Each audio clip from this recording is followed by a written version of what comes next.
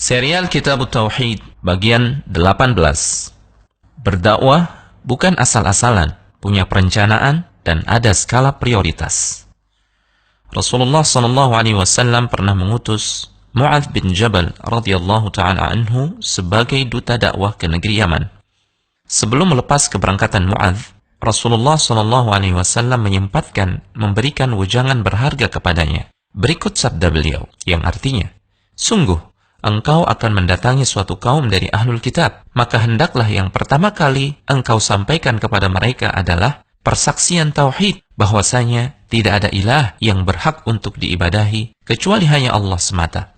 Dalam sebuah riwayat, hingga mereka mentauhidkan Allah dalam ibadah. Jika mereka menaatimu pada perkara tersebut, maka ajarkan kepada mereka bahwa Allah Subhanahu wa Ta'ala mewajibkan 5 salat fardu kepada mereka dalam sehari semalam. Jika mereka menaatimu dalam hal itu, maka ajarkan mereka bahwa Allah Subhanahu wa Ta'ala mewajibkan zakat yang diambil dari orang-orang kaya di antara mereka untuk diberikan kepada orang-orang fakir di kalangan mereka. Jika mereka menaatimu dalam hal itu, maka berhati-hatilah engkau dari harta mereka yang paling berharga. Jangan engkau berlaku semena-mena mengambil harta tersebut. Dan takutlah engkau dari doa orang yang terzalimi, karena tidak ada sekat antara doa tersebut dengan Allah untuk diijabahi. Hadis ini sahih, diriwayatkan dalam Sahih Al-Bukhari dan juga Sahih Muslim. Juga diriwayatkan dalam Sunan At-Tirmidzi, Sunan Abi Daud, dan Musnad Imam Ahmad. Melalui hadis ini, Nabi mengajarkan kepada kita bahwa dakwah tauhid adalah dakwah yang pertama dan utama. Kepada orang yang lebih dulu menerima kitab suci sekalipun, Rasulullah SAW tetap menjadikan tauhid sebagai fokus dakwah yang utama. Kepada ahlul kitab, Rasulullah SAW memerintahkan Mu'adz untuk mendahulukan pelajaran tauhid sebelum mengajarkan salat dan zakat. Selain itu, ada banyak pelajaran berharga dari hadis di atas. Di antaranya adalah, pertama, di mata Nabi, perkara dakwah adalah perkara yang agung lagi mulia. Inilah prioritas hidup beliau dan para sahabat beliau, radhiyallahu ta'ala anhum ajma'in. Nabi sampai mengutus dutanya ke negeri lain demi dakwah.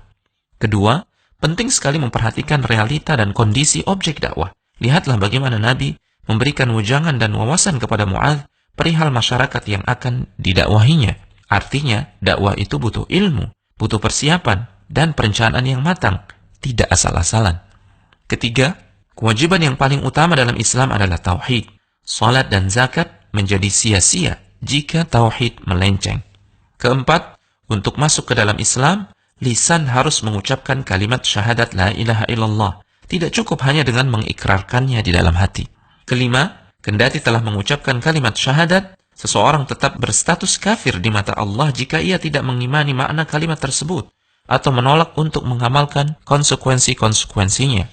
Sebagaimana yang dilakukan oleh orang-orang munafik, hanya beriman di lidah, namun hati mereka tetap kufur, tidak bertauhid. Keenam, boleh jadi ada orang yang fasih mengucapkan syahadat dan dia berilmu, namun dia tidak faham makna kalimat la ilaha illallah.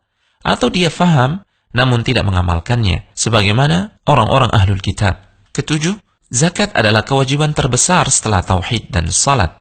Orang yang berwenang menarik zakat harus takut kepada Allah. Jangan sampai mereka bertindak zalim kepada pemilik harta zakat, karena doa orang yang terzalimi itu mustajab, sekalipun dia adalah seorang pendosa.